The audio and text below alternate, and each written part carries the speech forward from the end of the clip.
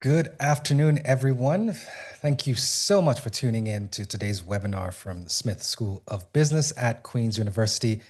My name is Aziz Garuba. I'm a Queen's MBA alumni from 2012. I'm also a CFO at a startup out in South Africa, and I'm going to be your host for today's event. But to begin, I want to acknowledge that Queens is situated on traditional Anishinaabe and Haudenosaunee territory, and we're grateful to be able to live, learn, and play in these lands. So I'm joining you all today from Johannesburg in South Africa. So, put in the chat where you're from, where you're joining us and listening from today as well.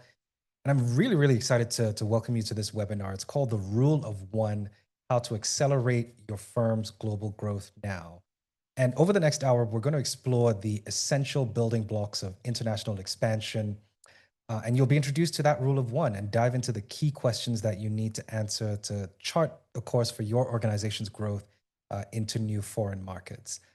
But before we dive in, I just want to have a bit of a housekeeping. So first off, we are recording this presentation and it will be available after the session. Even if you've just registered today, you'll receive an automatic link to the recording in your inbox in the coming days. So definitely feel free to share this link among your network if you feel that it'll be of good value to them.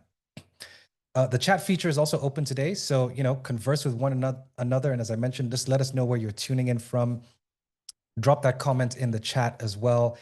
And after the presentation, our speaker is going to take some questions and use the Q&A button at the bottom of the screen to submit the questions. It's much better if you use the Q&A section just for your questions than in the chat, because we may not be able to get through if there's a lot of chat happening in that section. And yes, do ask questions. It's a fantastic opportunity to tap into the real expertise on today's topic.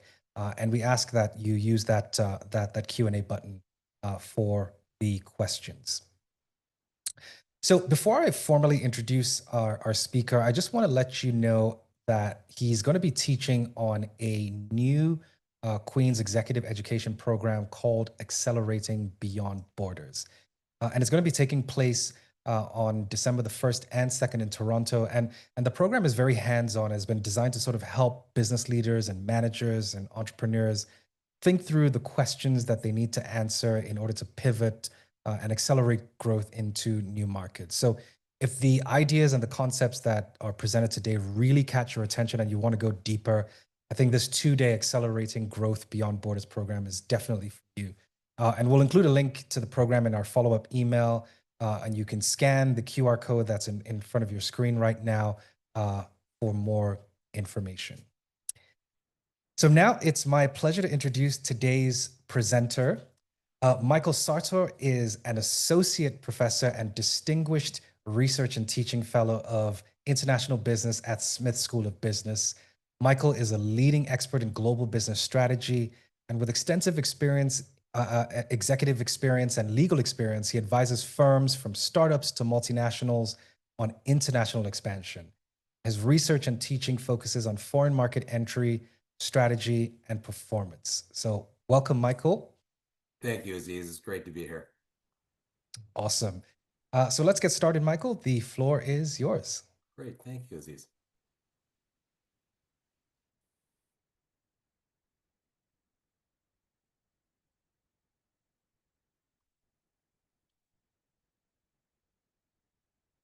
Great. Well, I want to start out by welcoming everybody who's joining us online today. We've got great numbers here today. I really think that's great.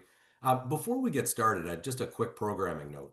While Canada's national level or country level response to the current geopolitics and international trade negotiations are interesting topics to discuss, that won't be our focus here today. Instead, we have plenty of highly accomplished researchers and teachers here at Queen's and our law school and political science department who spend time thinking deeply while researching and teaching on these important issues. Instead, here, today's webinar takes the macro environment as a given and turns towards executives and their companies to help strategize and answer the many questions related to what's the next step that our firm should take. So my job involves spending a lot of time with executives in the classrooms, in boardrooms, and on Zoom calls. And inevitably, these conversations steer in the direction of me asking the executives, What's keeping you up at night right now? What's your biggest worry?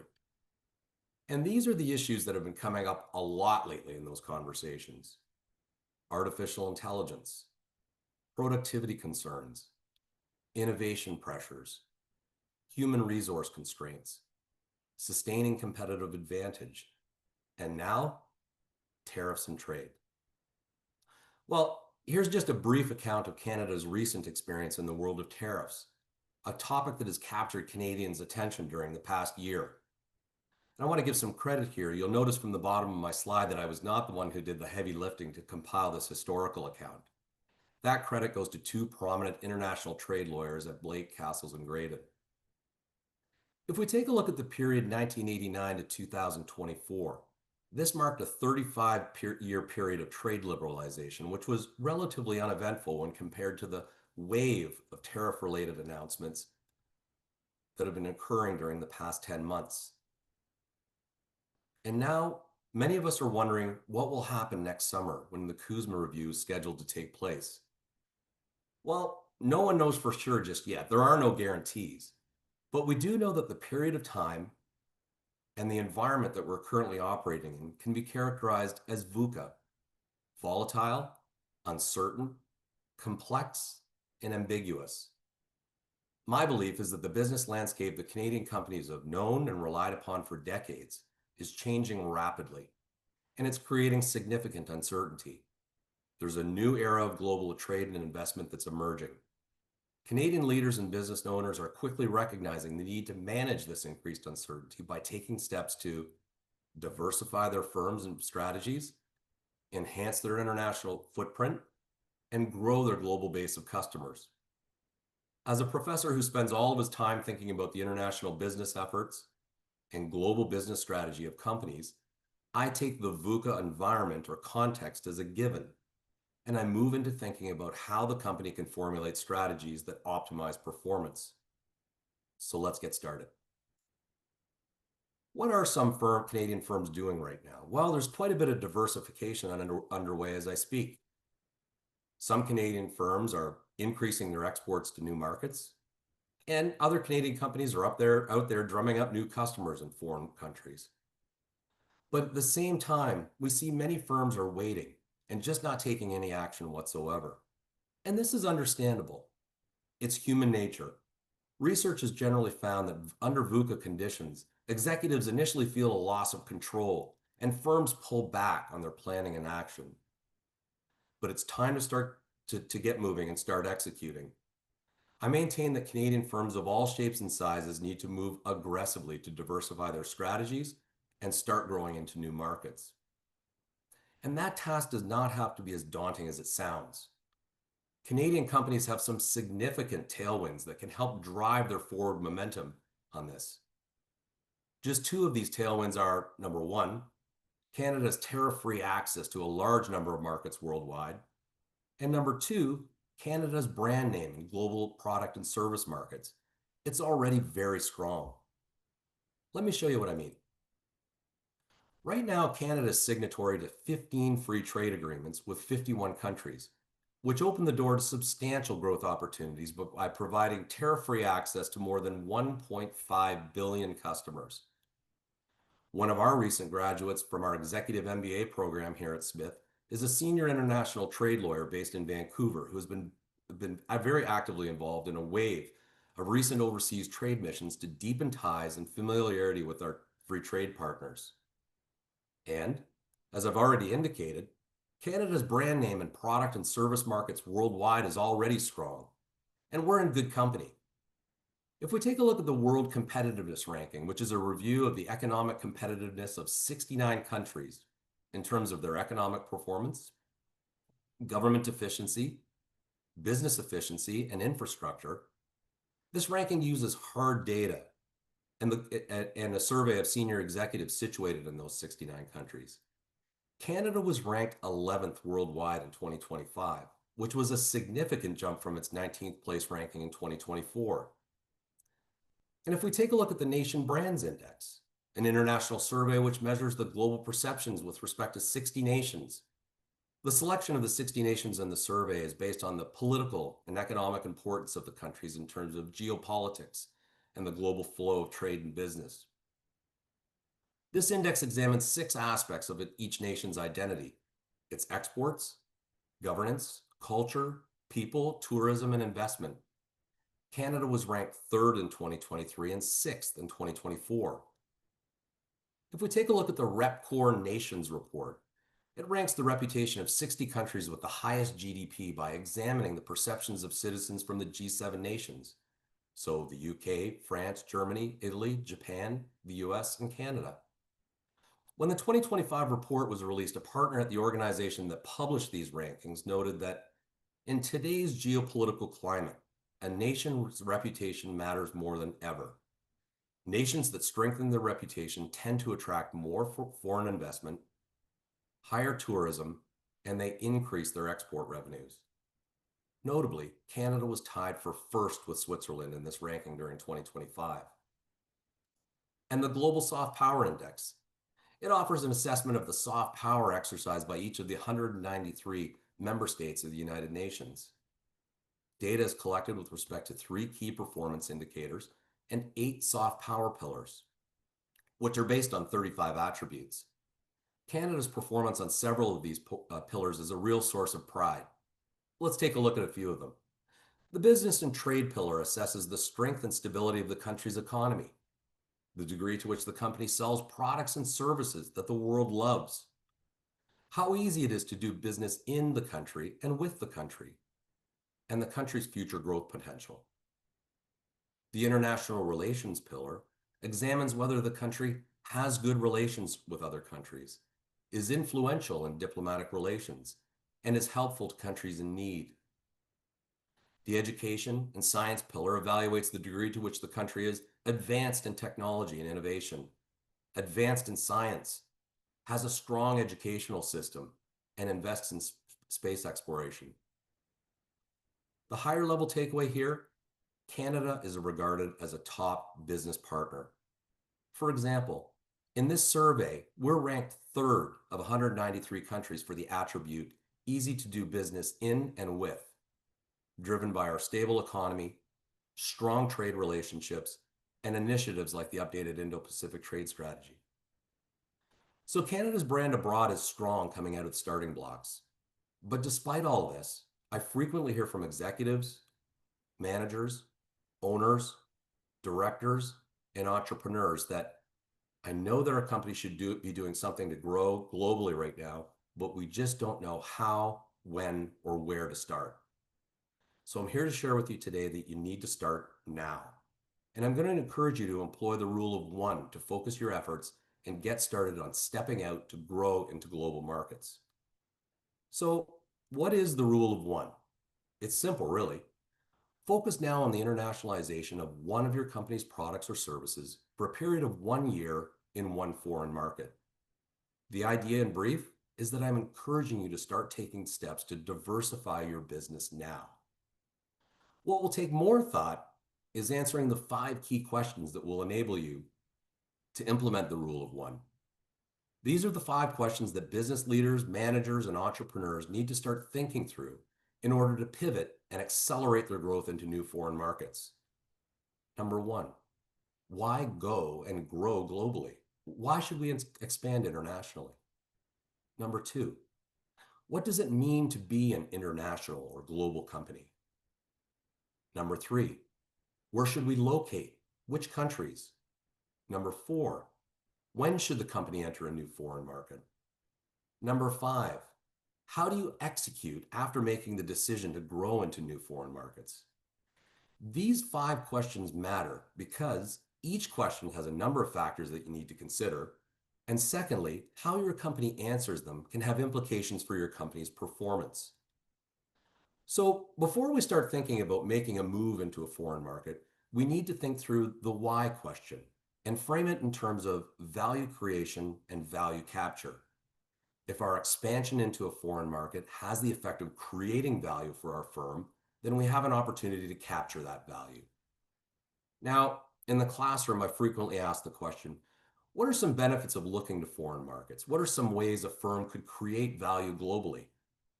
And conventional thinking is, well, a firm could create value by growing into foreign markets to keep material or input costs low, or even reduce these costs. Now, I don't disagree. Cost savings is one manifestation of value creation and value capture. But what I urge you to consider is a broader range of factors when thinking about value creation and value capture in foreign markets. Here are a few of those factors and some examples of firms that have capitalized on the different ways to create and capture value in overseas markets. Number one, potential sales volume expansion associated with foreign market presence. This involves asking ourselves the question, will international expansion enable our company to add profitable growth? As an example, Novacraft Canoe, a London, Ontario-based company that was initially focused on recreational customers in southwestern Ontario's Great Lakes region. It's been growing its customer base globally through international sales in European countries like Sweden, Finland, and Denmark, to name a few. Number two, potential cost savings, cost advantages, or cost improvements in the foreign market. This involves asking ourselves the question, will international expansion enable our company to capture cost savings? As an example, Spin Master, a children's toy and entertainment company headquartered in Toronto, has internationalized to achieve cost efficiencies. And keep in mind that cost savings are not limited to production costs or raw material costs. International expansion can also position companies to economize on financing costs, acquisition costs, operating costs, and maybe even transportation costs. Number three, the chance to increase consumers' willingness to pay for your product or service in the foreign market. This involves asking ourselves the question, will global expansion enable our company to differentiate its offering and increase the willingness of consumers to pay more for products or services that they're already purchasing? As two examples, Canada Goose and Lululemon. These are two firms whose global growth is focused on selling premium price clothing to consumers in markets worldwide by delivering superior customer experiences, high quality products, community building, and an appealing brand story. Number four, capitalizing on opportunities associated with the current industry structure in the foreign market. This involves asking ourselves the question, can global expansion help our company to improve its own position in the industry landscape? As an example, the Mexican cement producer, Cemex. This is a great example, particularly for Canadian firms that are now confronting the same challenging conditions that this firm once had to deal with. Faced with high tariffs and import quotas in its primary export market, the firm charted a global expansion path that was focused on acquiring production capacity in foreign markets by taking controlling ownership stakes in companies that collectively controlled at least 25% of the country's market for cement, which is a commodity. Interestingly, researchers who have studied Cemex have pointed out that the company's success in foreign markets could be attributed to the fact that it outperformed its closest global competitors, not on the basis of cost per ton of cement sold, but on the basis of its revenue per ton of cement sold. Number five, the potential to balance risk exposure. This involves asking ourselves the question, can international expansion help our company to balance its risks by spreading these risks globally? These risks might include things like policy risk and currency risk, to name just two types of risk. An example here is AGT Food and Ingredients. It's a Saskatchewan-based processor and distributor of lentils and other agricultural commodities that was founded in 2001 and now has global facilities in Canada, Turkey, China, South Africa, and Australia, along with customers in 120 countries worldwide, which effectively positions the company to reduce its exposure to economic cyclicality risks in a commodity-based business model. AGT Foods is a classic example of what can happen when a firm follows the rule of one and just keeps going. Number six, the chance to learn and accumulate new knowledge in the foreign market. This involves asking ourselves the question, will global expansion provide our company with the opportunity to secure and disseminate new best practices that can enrich our company's competitive position? The example here, D-Wave Systems, a computing hardware and software company initially launched in British Columbia, whose global expansion has involved the development of strategic partnerships with international universities, labs, and others worldwide in a way that has bolstered this company's global tech expertise. The second question that we need to ask ourselves is, what does it mean to be a global company? Well, it means a bit of a strategy pivot. So when thinking about domestically focused competition, we generally distinguish between pursuing cost leadership and differentiation. As an example, convenience stores and gas stations routinely offer inexpensive coffee with maybe a little bit of cream, but definitely no bells and whistles. They tend to pursue cost leadership in the provision of retail coffee. Conversely, specialty coffee shops use specially sourced ingredients, possibly specialized production processes or preparation techniques, and unique packaging, all at a premium retail price. They're pursuing a differentiation strategy in the retail coffee space. But as a firm diversifies and grows into foreign markets, it needs to expand its strategic repertoire. Now, this next slide is not an eye chart from my optometrist's office. Instead, these are two of the leading approaches that companies routinely employ to help them think through strategy formulation in foreign markets. The first is the AAA framework. This framework distinguishes between three distinct strategies. The adaptation strategy is a strategy designed to increase revenues and market share by tailoring one or more components of a company's business model to suit local requirements or preferences in the foreign market. So as an example, canned or bottled beverage producers that produce energy drinks, sports drinks, sodas, for example, they use different ratios of water and sugar sometimes to achieve different tastes that appeal to consumers in different parts of the world. An aggregation strategy is the second strategy. It's a strategy focused on finding ways to use the differences between countries to generate economies of scale or economies of scope in the firm's global business model. As an example, book publishers that choose to publish a book in only a few languages, say English, Spanish, and Mandarin, for example. The third is an arbitrage strategy. This is a strategy focused on exploiting differences between national markets by locating separate parts of the company's value chain in different places. As an example, when a company exploits differences in the cost of labor to secure lower production costs.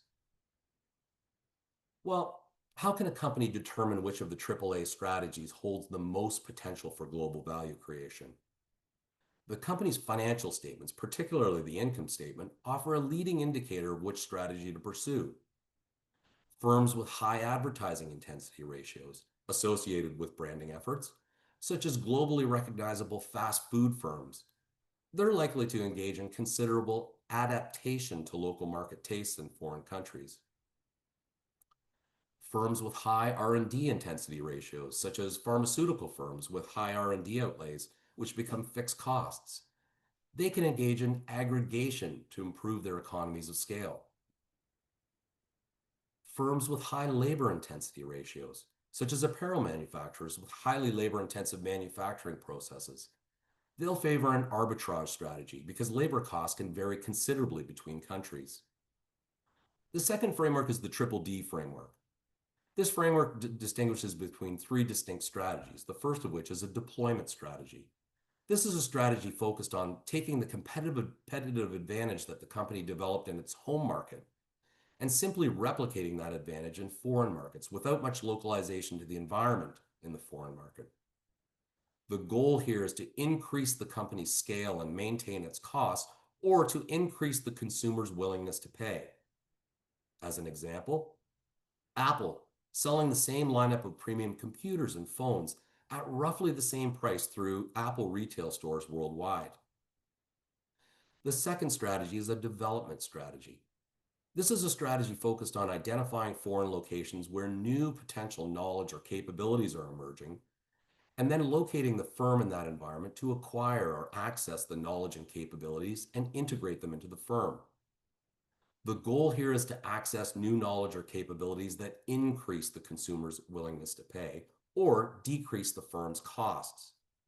As an example, Procter & Gamble's Connect and Develop initiative was started in response to the company mandating that 50% of innovations needed to be sourced from outside the firm. To complement its internal R&D staff, the company works with a network of technology entrepreneurs situated within innovative regions within countries worldwide to seek out new knowledge, innovations, and capabilities, such as the Swiffer electrostatic model. The third of the triple D strategies is a deepening strategy. The goal here is to use existing capabilities in order to increase the consumer's willingness to pay or to decrease its costs. The third question that we need to ask is where? Which countries, regions, or cities should our company grow into? Well, there are plenty of places out there to choose from. According to the United Nations, there are almost 200 countries worldwide. So how do we differentiate between all the foreign market opportunities that are out there to choose from?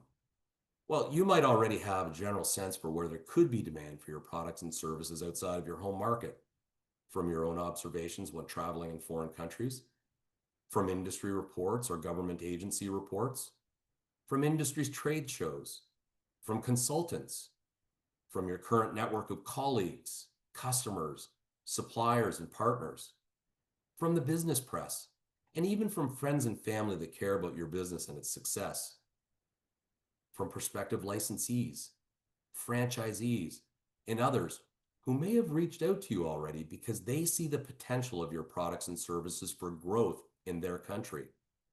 So again, how should we differentiate between all the foreign market opportunities that are out there to choose from? Well, I want us to get started on this by thinking in terms of distance.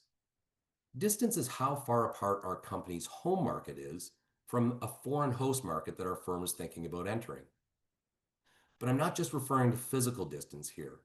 There are a wide range of distances that you'll want to assess or evaluate. For example, cultural distance. This is similarities or differences in ethnicities, religions, trust, values, norms, dispositions. There's formal institutional distance. Similarities or differences in the written rules, laws, and regulations that are in force in a country. So think in terms of things like securities regulation, anti-competition laws, foreign direct investment restrictions. There's also informal institutional distance.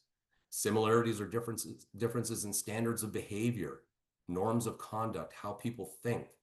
So think in terms of things like the relative importance of social networks in business transactions as an example.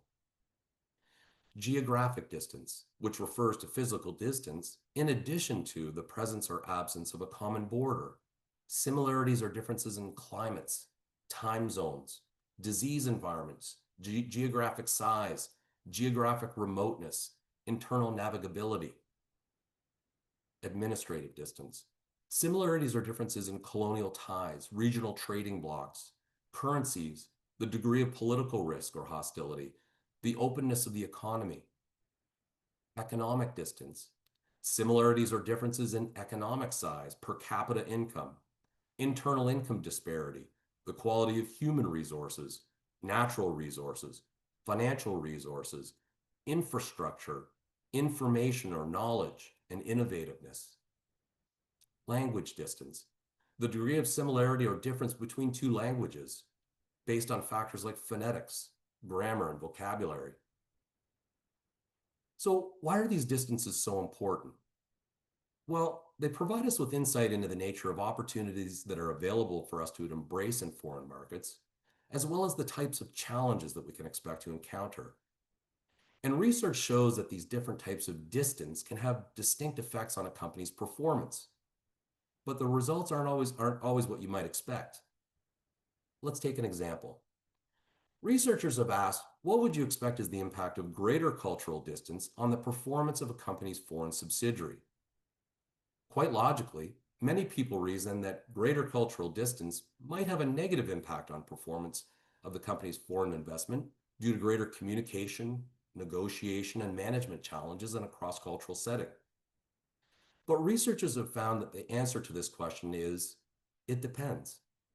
The relationship between cultural distance and performance is complex rather than a straightforward relationship. Why is that?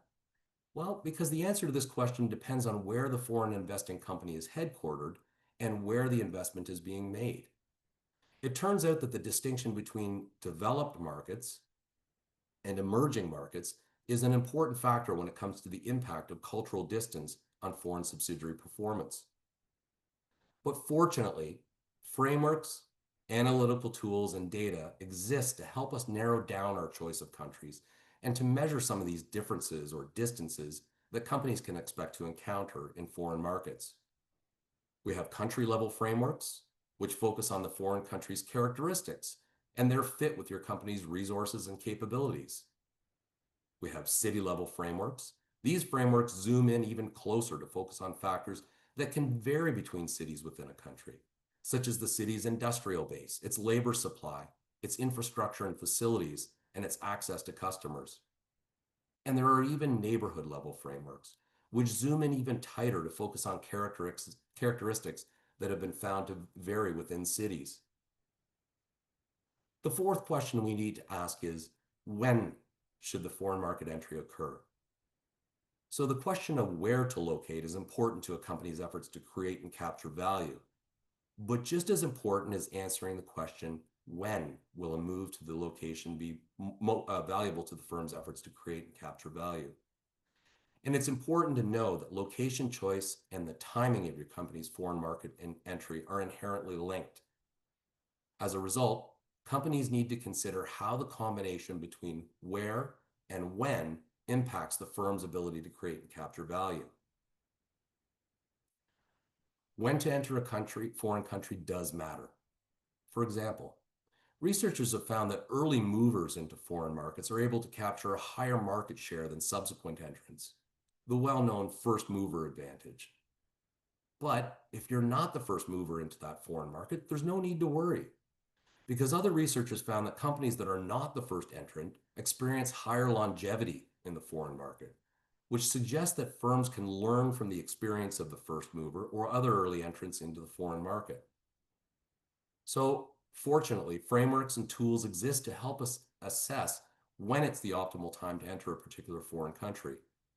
And the research in this area has found that a company needs to consider a number of factors, just a few of which include the maturity of the foreign market location, the current degree of political and economic stability, the attractiveness of other competing locations, the presence of other firms, the business orientation of the current host government, the number of host entrants, and public sentiment towards foreign firms in the host country.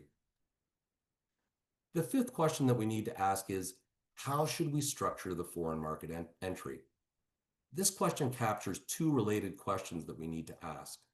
First, what mode will the company employ to facilitate its entry into the foreign market? And second, what organizational structure will the firm implement to manage its overseas operations? When it comes to foreign market entry mode, the company has several options, all of which involve different levels of resource commitment in the foreign market, as well as different levels of control and ownership in the foreign market. At the one end of the spectrum, we have transaction-oriented entry modes, such as exporting, which is a very common strategic alternative for companies that are considering their first move into international markets. Exporting offers firms the advantage of getting to know a foreign country's business environment before expanding and possibly even investing more extensively and more directly in the foreign country. At the other end of the spectrum, we have investment-oriented entry modes, such as international joint ventures, which is when a foreign investing company partners with another company to create a jointly owned firm to pursue a business opportunity in the foreign country. Quite often, the foreign investing company will choose to partner with a local company in the foreign country because local firms offer numerous benefits, such as access to the local partner's knowledge, the local partner's familiarity with the foreign country's business environment, its government, and its laws, and access to the local partner's business network, including its distributors and possibly even its customers. Another investment-oriented entry mode is a wholly owned subsidiary, which is when a foreign investing company invests directly in the foreign country and establishes its own foreign subsidiary. This can be achieved by establishing a brand new greenfield investment or a brownfield investment or acquisition of an existing business or facility. And the research shows that our decision on how to enter a foreign market can have implications for a foreign subsidiary's performance. But again, the results aren't always what you might expect. Here's an example. Researchers asked the question, what would you expect is the better choice for foreign market entry mode in terms of performance differentials, a joint venture or full ownership through a wholly owned subsidiary? Now, conventional wisdom suggests that a wholly owned subsidiary might be preferable to an international joint venture because an international joint venture involves co-parenting the subsidiary investment with a partner. But researchers have found that this is more likely to be true when the foreign investing company is a passive investor in the international joint venture, and less likely to be true when the foreign investing company is an active investor, both in terms of equity control and management control. And if you choose a foreign market entry mode that involves some degree of direct investment in the foreign country, another question needs to be answered. How do we structure our company now that we have international operations? Well, broadly, this involves a trade-off between the degree of autonomy we want to provide our foreign subsidiary and the degree of control that we want our head office to exercise over the day-to-day management of our foreign operations. While delegating greater autonomy to our foreign subsidiary offers the advantage of allowing the subsidiary to be highly responsive to the needs and wants of consumers in the foreign country, greater control offers the benefits of coordination and standardization of processes and procedures needed to manage the company's growing international footprint. And while it might seem like the company needs to make a choice between a high level of autonomy and a high level of control when it comes to its foreign subsidiary investment, the reality is that there are multiple models that an internationalizing company can choose from.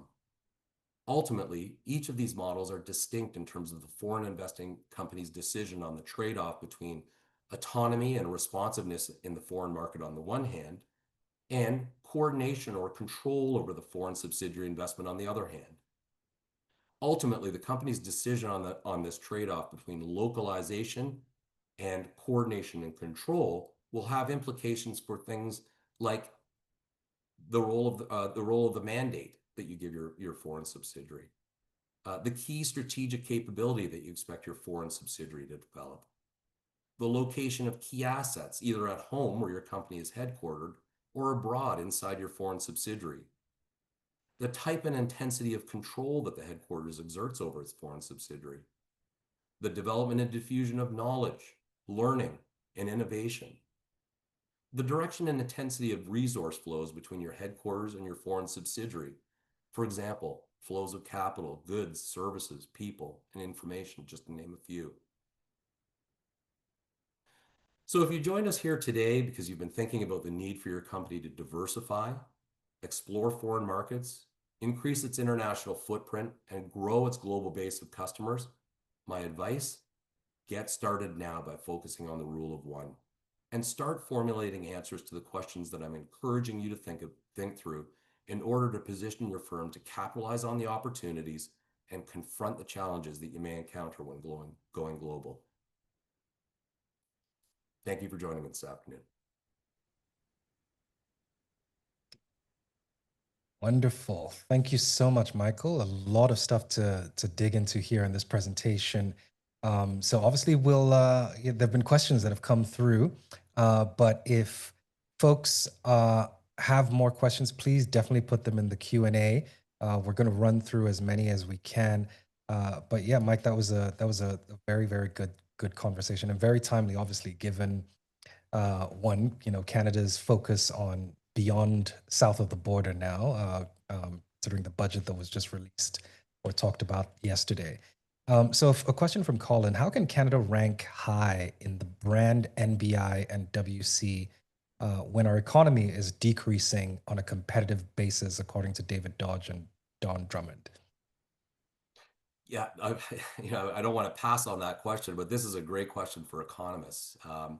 There's really two ways to focus in terms of my research and teaching. I focus at the firm level and less so at the country level. So I'm thinking about the strategies that firms choose and the performance implications of those strategic choices.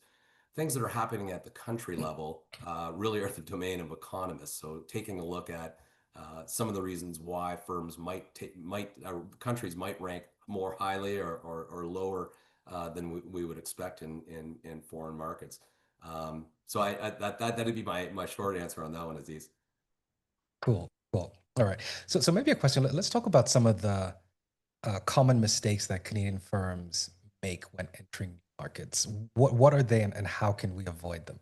Yeah, I think one of my biggest concerns for firms that choose to move into foreign markets is that decision to treat those foreign operations, however they're structured, whether it's from exporting on the one hand or a wholly owned subsidiary on the other hand, treating those international operations as just a separate entity within the corporation.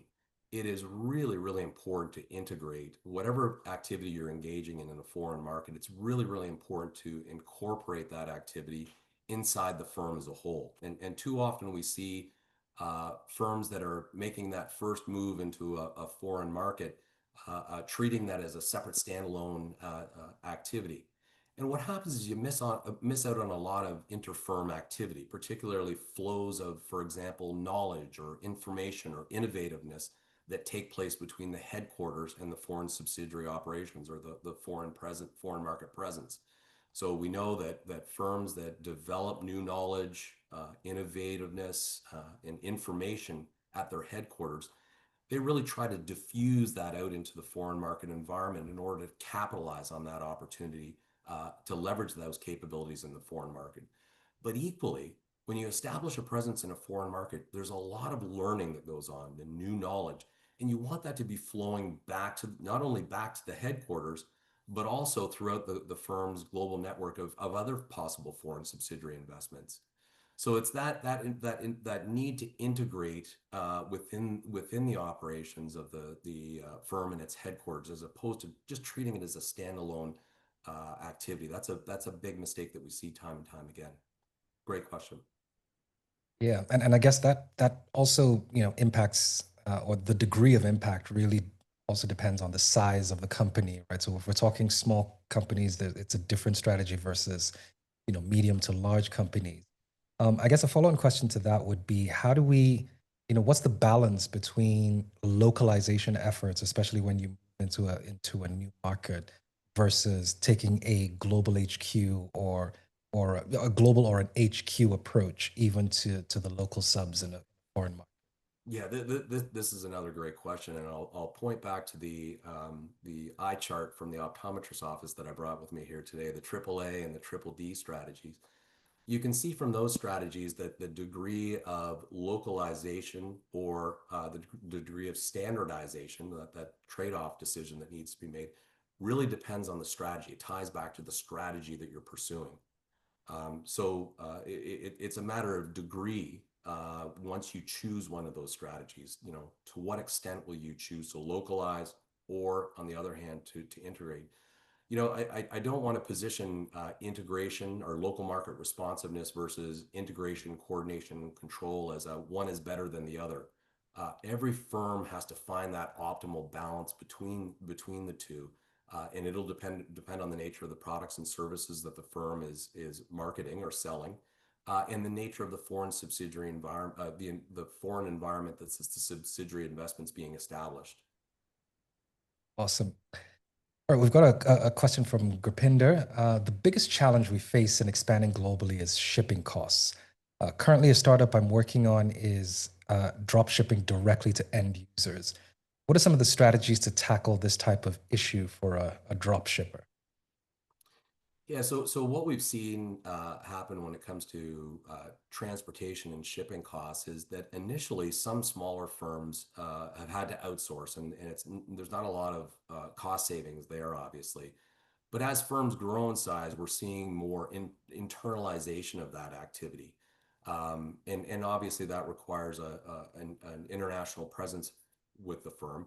This is where the opportunity to start engaging in or exploring relationships like international joint ventures or licensing arrangements can be particularly valuable, especially in the case where firms have extensive distribution networks in a foreign market environment that you just don't have as you're making that first move into that foreign market environment. That's a great question. And a lot of firms are going to face that as we move forward here in the next 5 to 10 years. Awesome. And a question from Taylor. If we as business leaders in Canada want to lead an international expansion of an international company to Canada. So, this is now the reverse of what we're talking about, right? What exactly are the next steps? So, they're working on getting one product to Canada for a 1 year initiative. Are grants critical, or does the need to be a CCPC exclude non-private funding? Is FDI involved here? What can you say to that? Yeah, so of course, here in Canada, we're always happy to host foreign investment, and in fact, it's being encouraged. The type of analysis or the nature of the analysis that a firm that's investing in Canada needs to do is very much in line with the five questions that I went through. So the need to be thinking about, number one, why are we entering the market? What does it mean? What is our strategic position going to be in that foreign market environment? And then starting to think through the questions related to timing and structuring the investment. And again, there's no one size fits all answer to those questions for all firms. It's going to depend on the scope and scale of your firm to begin with, the types of products that you're marketing or selling in the foreign market, and how amenable you are to partnering in the foreign market. And partnering can occur through a number of ways that I mentioned during the presentation: licensing, franchising, even so far as going to more of an equity or management focused partnership in the form of an international joint venture. So, and a question from YC. If you're a first mover, how do you decide how much data and analysis is enough before you actually make a decision to go? Well, I'm always someone who wants more data all the time.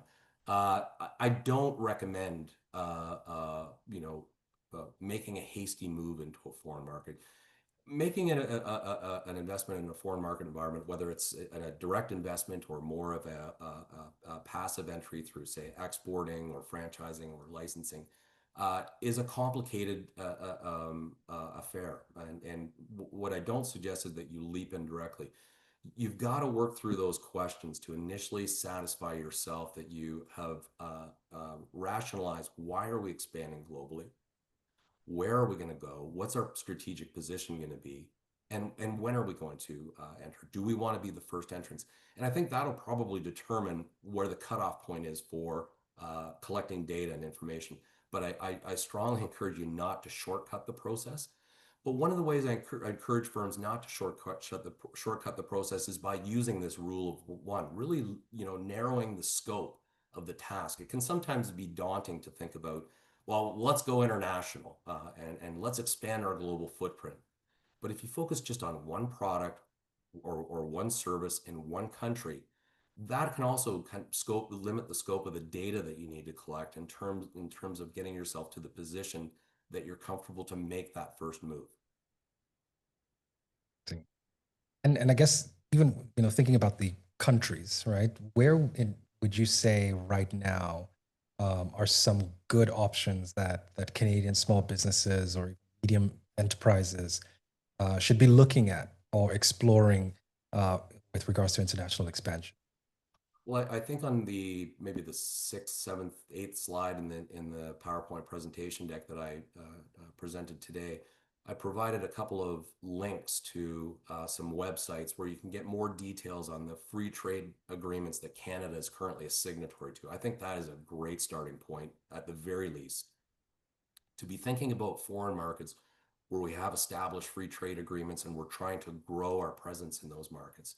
And we're seeing a lot of activity. As I mentioned, we have a graduate from the Smith Executive MBA program here as an international trade lawyer who's been doing a lot of work on facilitating relationships in our free trade partners markets, and introducing firms and increasing Canada's profile in those markets. So, and a question from Natik. How important does culture play in business expansion? What do you think is the biggest area where firms fail in that expansion, and how do you prepare for it as a business leader and recognize that thing? Yeah, the best you've already taken the best approach to preparing yourself by making yourself aware of the existence of that difference or those differences between countries in terms of cultural. Where we see the biggest impact on culture, and there's a researcher named Sidal Neely who's done a lot of work in this area related to the social distance and cultural distance. And what we see is in the case of international negotiations, cross-cultural communications between the headquarters and the foreign subsidiary and its network in the foreign market. These are examples of, and the management of the foreign subsidiary operation when we're integrating and hiring employees in the foreign market environment to help run the foreign subsidiary investment. This is where a lot of breakdown occurs in terms of culture. So being aware of it and being proactive in dealing with the differences in culture. And again, we've got frameworks and analytical tools that can help firms think through those issues in advance before things like cultural distance and social distance create difficulties inside the firm. Awesome. And a question from uh, Ellen. She said you provided some great examples of firms that did it right. Do you have any examples of one that didn't go so well and how we can learn from that? You know, when I'm teaching, I'm often fond of I do a lot of case study based teaching, and occasionally I'll teach case studies where it's a victory lap, and the company's done everything just perfectly. Hmm. And then there's examples of case studies where the participants in my course will say, "I've never heard of this company or these executives. Where is this company?" And I'll have to let them know, look, the company's name and the executives' names are masked or disguised because that was such a disastrous situation. So we don't tend to focus on broadcasting the names of the runners up or the losers. But certainly, in the case study based environment, I provide plenty of examples of when not to go global or how firms have gotten it wrong. But we won't pick on anybody in particular today. Awesome. Awesome. Cool. And a question from Andrea. What capabilities must be built or transformed to enable sustainable international growth in a VUCA landscape? Yeah, this is the question we're all struggling with right now. There's the different elements of the VUCA framework: volatility, uncertainty, complexity, and ambiguity. And the reality is that as you start to read into the research that's been done in the area of VUCA, each of these elements of what I call turbulence in the foreign market require different responses. So uncertainty is typically attributable to the fact that we lack the appropriate data or sufficient data to make decisions. And if we employ responses, so in the case of uncertainty, it would encourage us to look for more data or gather more data or collect more data. But we have to make sure that we're pursuing the approach that is best aligned with a particular element of turbulence. So I spend a lot of time in my courses focusing on VUCA, distinguishing between the different types of turbulence, and then looking at the frameworks that have prescribed responses to those different types of turbulence. Awesome. And maybe a final question. What can you leave the audience with, or what piece of advice can you leave the audience with, given the call it real uncertain and turbulent circumstances that we're kind of in right now in terms of the global economy? What would be just the one piece of advice to give to everyone? Yeah, and I'll share the advice that colleagues, alumni that have participated in our programs, who've reached out to me and asked, what do we do here, particularly here in the last 10 months. Um, the thesis here that I'm advancing today is that, yeah, expanding into a foreign market might seem, or expanding your global footprint might seem like a daunting task. What I'm suggesting is you need to shrink the challenge by focusing just on one product or service in one country for 1 year. Make it manageable and then devote the time, attention, and resources needed to execute on that. Don't let it become overwhelming by prescribing too ambitious a target. Make it manageable.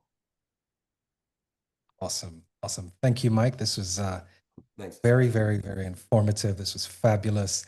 And we're just about time. But before we wrap up, I'd like to get a little bit more information about your Queen's Executive Education Program that will expand on what we've covered today. Maybe Yeah, just so give a little, yeah, a little preview of this. Yeah, so I appreciate you asking about that, Aziz. In my Accelerating Growth Beyond Borders program, I'll introduce frameworks, analytical tools, and some data that can be used to help structure your thinking and analysis in your efforts to answer those 5 key questions. By equipping yourself with a strategic toolkit, you'll be better positioned to guide your team's thinking about how to embrace the opportunities and confront the challenges that the rule of one poses for your company. So I encourage you to come out and join other business executives, owners, managers, and entrepreneurs who either want to learn more about what it means to grow globally, or they've already made the decision to grow globally, and now they want to gain exposure to the frameworks and tools that can be used to help structure their decisions regarding the how, why, when, and where of accelerating their growth into international markets. Thanks, Aziz. Awesome. Thank you, Michael. Thanks so much for fantastic insights today. I think we've all learned quite a bit, and maybe you've put some people's minds at ease. And from the Smith School of Business at Queen's University, thank you to everyone for tuning in. And if you enjoyed today's presentation and want access to more ideas and expertise from top minds in business, be sure to subscribe to Smith Business Insight using the QR code on your screen if you haven't already. And our next webinar will be coming up early 2026. So keep an eye out in your inboxes for more information and enjoy the rest of your day. Thank you very much. Thank you, Aziz.